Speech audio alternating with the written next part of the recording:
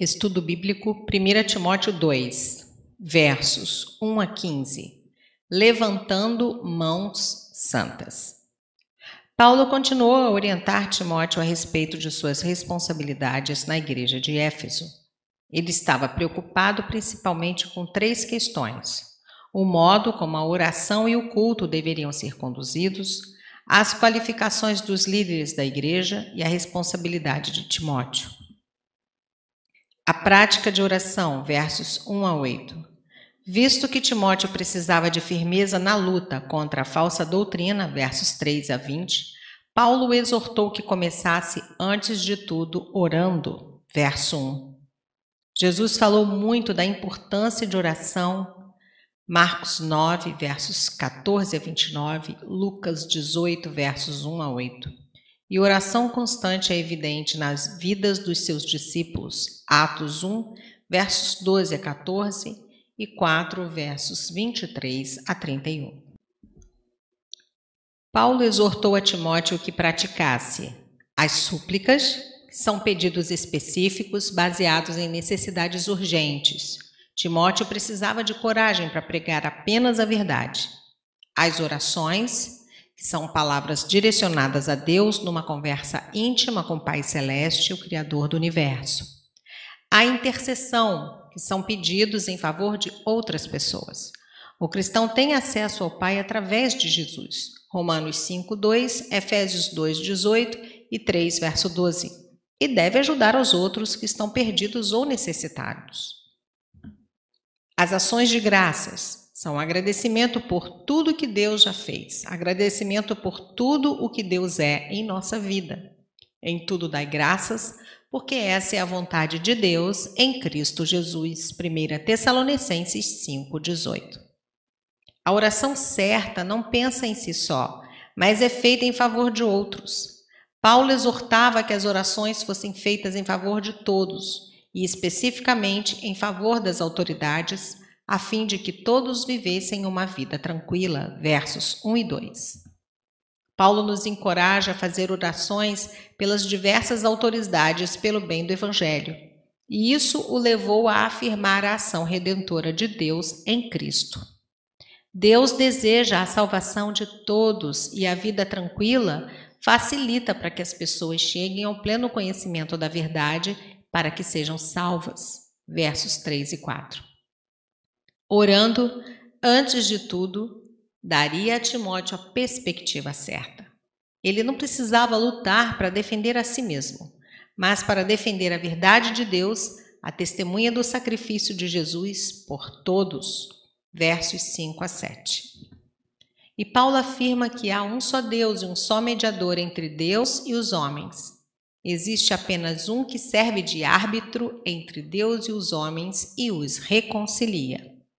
A plena humanidade de Jesus Cristo é essencial para sua obra redentora e para sua obra como mediador da aliança da graça a todos os homens que se colocam debaixo dessa aliança.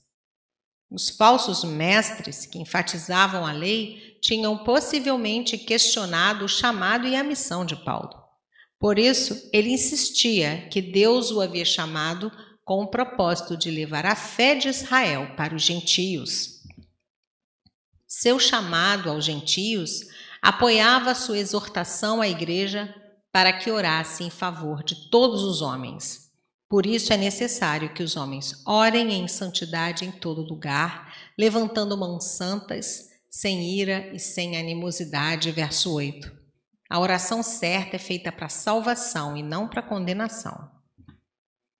Acerca das mulheres, versos 9 a 15. As mulheres também devem refletir a santidade em suas vidas.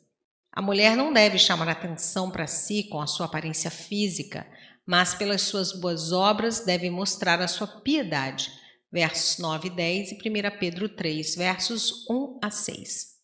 A mulher piedosa é submissa e aprende em silêncio, verso 11.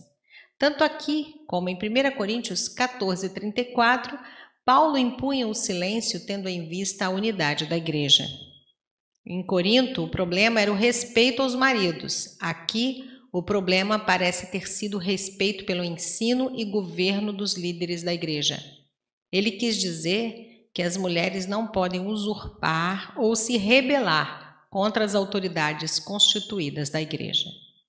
Várias passagens bíblicas mostram mulheres exercendo cargos de ensino e autoridade. Juízes 4:4. Débora, 2 Reis 22:14, profetiza Hulda. Provérbios 1:8, a mãe. Atos 18:26, Priscila, que ensinava na sinagoga o caminho de Deus. Tito 2, verso 3, mulheres idosas.